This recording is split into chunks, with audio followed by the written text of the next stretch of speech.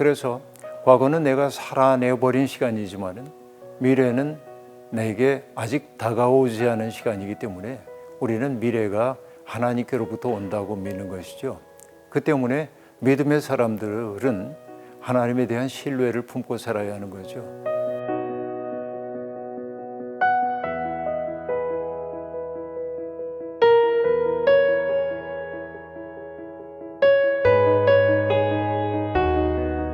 인생은 사실은 어떻게 보면 이해할 수 없는 일들 투성이이죠.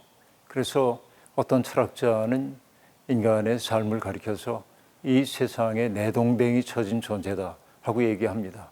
그러니까 내가 준비가 되어 있지 않은데, 내가 선택하지 않았는데 내가 이 세상에 오게 된 거죠. 이게 이제 불확실성의 시작이라고 얘기할 수 있겠습니다.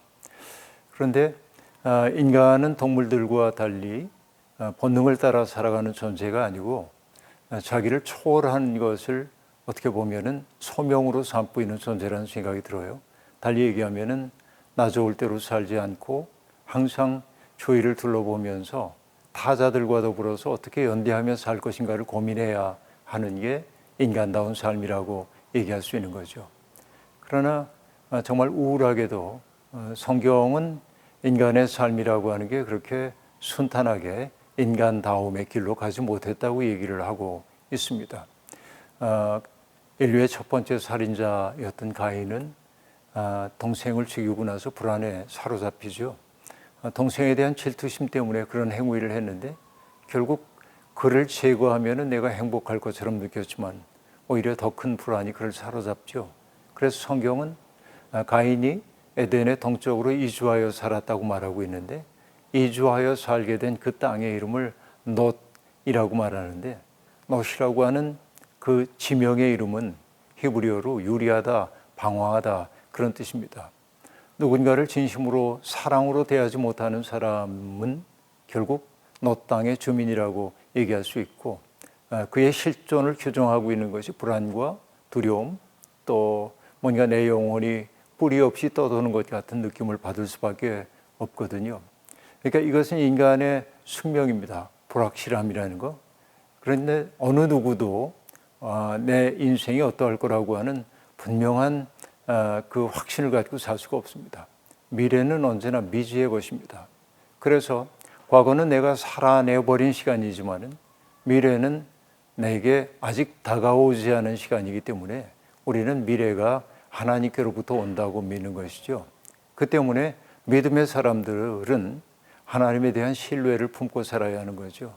미래가 어떻게 되는지 알 수 없어요. 그러나 분명한 것 하나는 있습니다. 미래가 하나님께 속한 것이라고 한다면, 내가 하나님에게 신실하다고 한다면 하나님이 나와 함께 하실 거다라고 하는 사실입니다. 우리가 걷다 보면은 시편 기자가 얘기하고 있는 것처럼 사망의 음침한 골짜기를 걸어야 할 때도 있죠. 그거를 내게는 그런 일이 없었으면 좋겠습니다 하는 소망은 있지만은 나의 바람과는 달리 그런 현실은 우리에게 정말 충격처럼 다가오기도 합니다. 그런데 시인은 뭐라고 얘기하냐면 그때도 주께서 나와 함께 하심이라 라고 말했죠.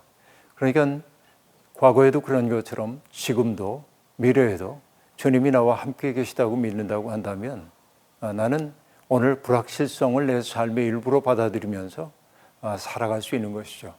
마치 하나님이 아브라함에게 본토 친척 아버지 집을 떠나라고 얘기했을 때 아브라함은 미래에 대한 아무런 보장도 없었지만은 하나님의 품 안에 자기의 몸을 던지듯 그 불확실성 속에 자기를 내어 맡겼습니다. 스스로 취약한 존재가 되었단 말이죠. 그러나 그 취약함을 통해서 아브라함은 복을 매게 하는 사람이 될 수 있었던 것입니다. 나의 세계에만 고착되어 있다고 한다면 타자들의 세계를 이해할 수가 없거든요. 그러니까 세상의 모든 사람들이 혼돈 속에 있고 불확실성 속에 있다는 사실을 받아들일 때 나만 그런 게 아니구나 하는 걸 알 수 있고, 내게 어떤 몫이 미래에 주어진다고 해도 내 삶으로 그것을 수용하겠다라고 하는 용기가 필요하고, 그 용기가 다름 아닌 믿음이라고 얘기할 수 있습니다. 내 삶이 어떻게 되는지 누구도 보장할 수 없습니다. 이것은 돈 가지고도 보장이 안 되고 사회적 지위 가지고도 보장이 안 됩니다. 불확실성, 불확실하지만은 나를 사랑하시는 그분이 나와 함께 하신다는 사실을 신뢰하는 것. 마치 십자가에 달리신 예수님이 아버지 왜 나를 이렇게 버리십니까? 하고 탄식하지만 이해할 수 없는 하나님의 침묵 앞에서 하나님을 원망하기는커녕 아버지 내 영혼을 아버지께 맡깁니다 라고 당신의 영혼을 의탁했던 것처럼 바로 이 절대적 신뢰가 불확실성을 이길 수 있는 힘이 아닌가 생각해요. 너무 불안해할 것 없고 그 불안이 내 삶의 일부임을 받아들이는 용기가 필요하다고 생각합니다.